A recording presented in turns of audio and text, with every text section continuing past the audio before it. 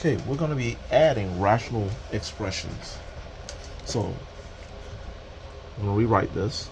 4 over x to the fourth times x plus 3 all to the second power plus 1 all over x squared times the quantity x plus 3, and that's all to the third power. Okay, now let's go ahead and create common denominators. 4 and 1 for the numerator. All right, let's look at the x terms. We have an x to the fourth, x to the second. We're going to choose the higher x terms, which is x to the fourth, and we'll put that in both. So x to the fourth here, and an x to the fourth there. All right, the next term we'll look at, or the factor, should I say, will be the x plus 3. We have 2 x plus 3's here and 3 x plus 3's there. We're going to choose the larger, which is the x plus 3 to the third power. We'll put it in both places. X plus 3 to the third power. X plus 3 to the third power. Okay, now let's find out what's new. Our old was x to the fourth. Our new is x to the fourth, so there's no changes between these two. Here we have a 2x plus 3's. Here we have 3x plus 3's, so there's one extra x plus 3 in the denominator.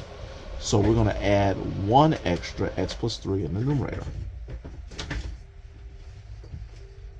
Okay.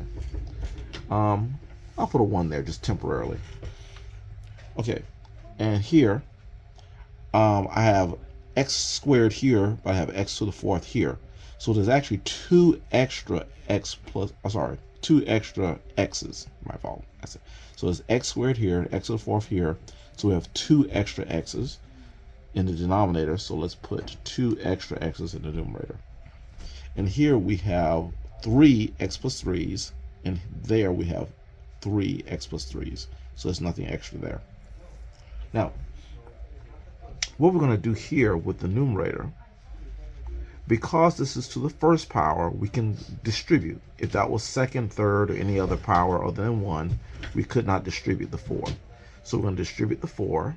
So we'll get a 4x plus 12. And this will be a 1x squared. You see I didn't write the 1, but it's understood. And that's all over x to the fourth times x plus 3 to the third power. Okay, next we have 3 and 2 as numerators, and denominator here is x times x minus 5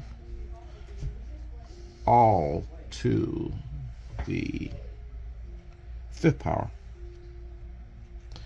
and this will be x to the third power, and that's all over x minus 5, and that's to the sixth power. Okay, so let's put the numerators in, 3 and 2, and let's look at the x's. We have x here, which is x to the first power, and here this is x to the third power. The higher of the two will be x to the third power, so we'll put that in both places. So x to the third power and x to the third power. Now for the x minus 5's, we have 5 here and 6 there. So we're going to choose the 6 here. So we'll have x minus 5 to the sixth power. And there. All right, so now we have, let's see, now we're going to find out what our common denominator is. Sorry, we already got a common denominators. Let's find out differences between our denominators. So here we have one single x, and here we have 3 x's. So the difference here is that 2 x's, should I say our x squared, has been included. So we're going to include 2 more x's here in the numerator. There we go. Now the difference between this and this, we have x minus 5 to the fifth, x minus 5 to the sixth power. We have an additional, there's one extra x minus 5 here. So let's put one extra x minus 5 there. And here we have x cubed. Here we have x cubed, so there's no additional x's. Here we have x minus 5, we have 6 of them. Here we have x minus 5, we have 6 of them, so there's no additional x minus 5s. So it's just a 2. So let's go ahead and write our numerator, our denominator should I say, is x cubed and x minus 5 to the 6th power.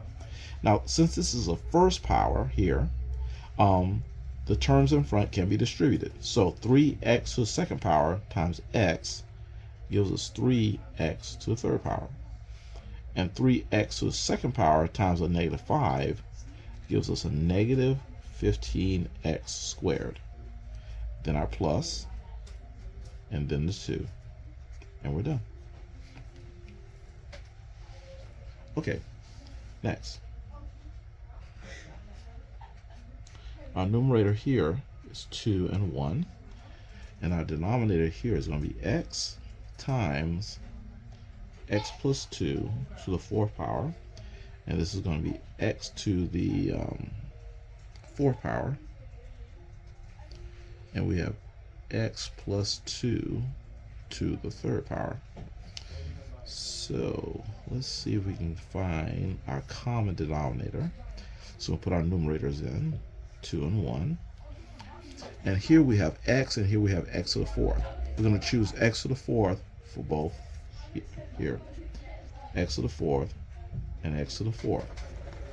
Now let's look at the x plus 2's. We're going to look at that x plus 2's. And we have 4 here and 3 there. Let's see. Let's use the higher one. So x plus 2 to the 4th. And x plus 2 to the 4th power here. All right. Now, we'll look at our numerators and denominators, and we want to see what the differences are. Here we have a single x here, 1x here, and here we have 4 x's. So the difference here is actually there's additional 3 x's from here to here. So we'll put an additional 3 x's here, or x to the 3rd power. We have x plus 2 here. We have 4 of them.